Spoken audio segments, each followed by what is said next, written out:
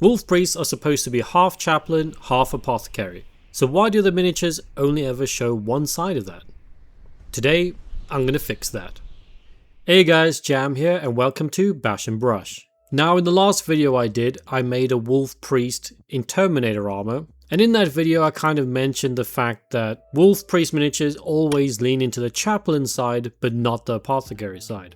And that's always something that's just slightly annoyed me because it just doesn't match the lore. So first thing I had to do with this miniature is pick a base model. Now initially I was thinking, should I go with the new wolf priest model and make it a bit more apothecary looking? Or do I take the Primaris Apothecary and make him more wolf priesty? And I thought that might be the more interesting thing to do. A lot more work, but more interesting. So let's get to it. Now as always with these sorts of kit bashes, I remove any non-wolfy details from the miniature with my hobby knife. And once that was done, I thought to myself, one of the defining features of more elite space wolves and wolf priests is having those big giant belt band things. So I thought maybe I should stick one on this guy as well.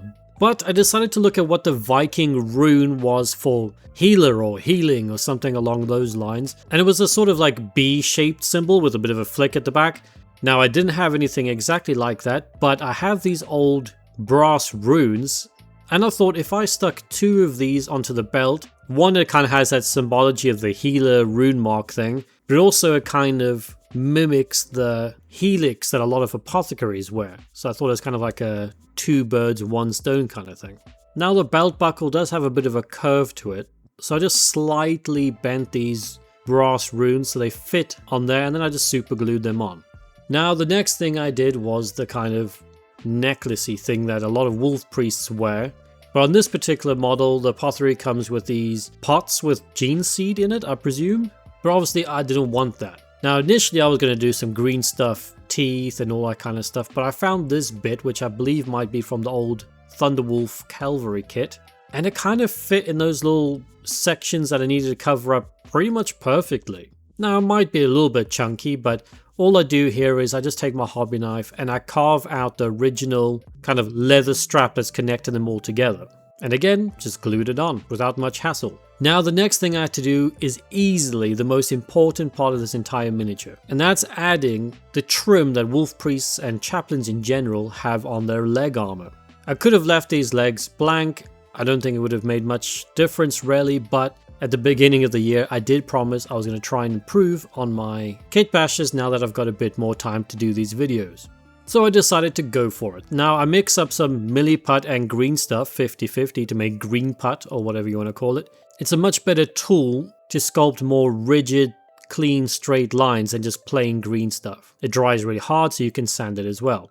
So all I really do here is I roll out some really long, thin green put sausages and I use my paintbrush as a rolling pin just to kind of flatten it out. As always, keep your tools and your hands wet while doing this. And once I got it to the kind of length and width and everything that I wanted, I just started putting on little strips onto that armor panel. Now this is why green put is so great, because you can do all these different separate strips, but it blends together and smooths out so nice and smooth that it's quite easy to do. Something you can't really do with just plain green stuff.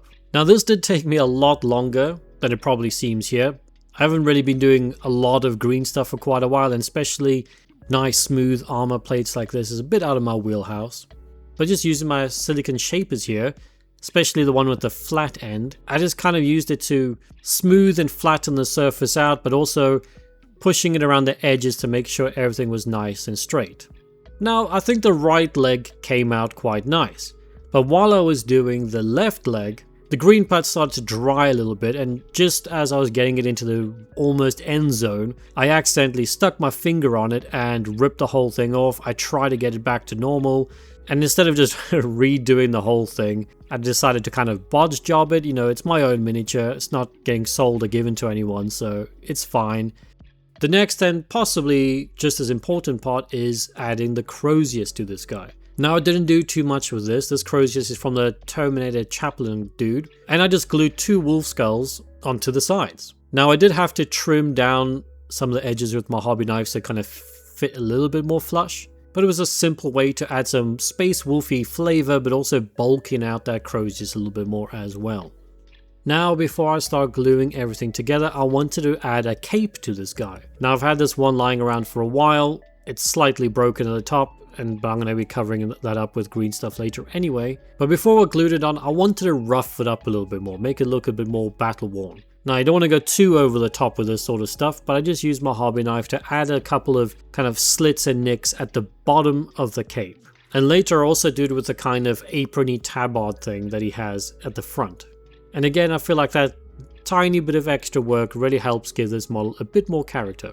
But now with this miniature, because I'm going with the standard arm holding the gene seed and I'm going to be holding a crozier's in the other arm, that means I needed to add a pistol grip to the holster that didn't have one, because obviously the original miniature he's holding his pistol. So I just got a little pistol here from the Primaris Intercessor kit, cut that out and glued it straight into that little gap. I mean, it might be a little bit ridiculous that he's got two pistol holsters on him. Obviously one's more of a narthecium kind of thing. But yeah, he's still got two big pistol holsters on him now. Now the next thing I had to do to really sell the apothecary vibe with this guy, and that's to add a backpack with all these kind of medical servo arms. But again, I want to make sure this guy looks like a wolf priest as well. So I got this backpack from the Wolfen kit that had these really cool looking wolf skulls on it. But not only that, it also has these two metal looking tracks at the top, quite similar to what the original apothecary backpack has. And that's going to be the perfect place to glue the servo arms. And now in order to glue those servo arms on, all I had to do was use my hobby knife to cut a bit of a curve on the base plate because it didn't quite sit flush. So I just cut a little bit, did a dry fit, making sure that it just fit around the curve of this backpack. Now the servo arms might be a little bit too close together. You guys let me know in the comments below. But again, it's a detail that really helps sell the vibe that I'm trying to go for here.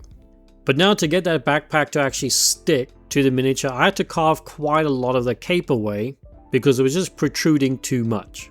But yeah, after a lot of snipping, I managed to get it on.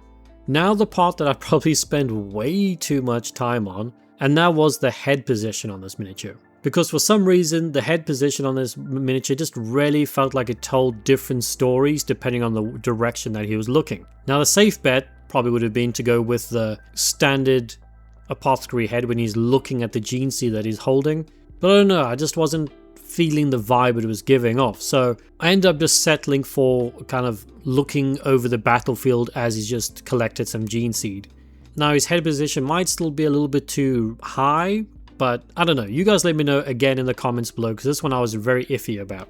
Oh, and if anybody is wondering, this helmet is from the Deathsworn from the Horus Heresy Space Wolves. Now obviously it wouldn't be a Space Wolves kitbash, at least not from me, if I didn't do some green stuff fur. So I start layering up the fur from the top to the bottom, but I want this to go from the midway of the cape all the way up over the shoulders, and a bit around the kind of neck area as well. I just wanted this guy to be a bit more bulky, have a bit more presence. But as always, as I seem to say in all these videos these days, I do have dedicated videos to green stuff first, so I won't bore you with the details there. But what I will say is, after I finished the green stuff fur, I felt like it was still a bit too flat. So I came back in again and just added a bit more on top of the right shoulder pad and underneath it as well, just to kind of bulk it out a little bit more. Now with that done, as you guys can see here, the miniature is done. I'm going to go slap a little base coat and a wash on just to bring this guy to life for you guys. And then we can have a nice little completed reveal. See you on the other side.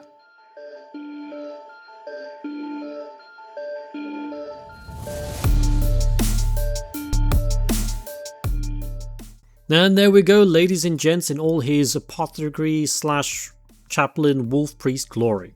I had a lot of fun with this. It definitely took me out of my comfort zone a bit with some of the green stuff work on the legs, something I haven't done in a long time. But I feel like it's a miniature I'm proud to have in my Space Wolves army now. But as always, let me know what you think. Do you like this more apothecary take on the wolf priest, or do you prefer the more standard chaplain-y kind of vibe? And if you did like the video, you know what to do. As usual, like, share, subscribe. And if you'd like to go that step further to support the channel, there's always the YouTube membership, Patreon, and affiliate links and stuff like that in the description below. But until next week, bye bye.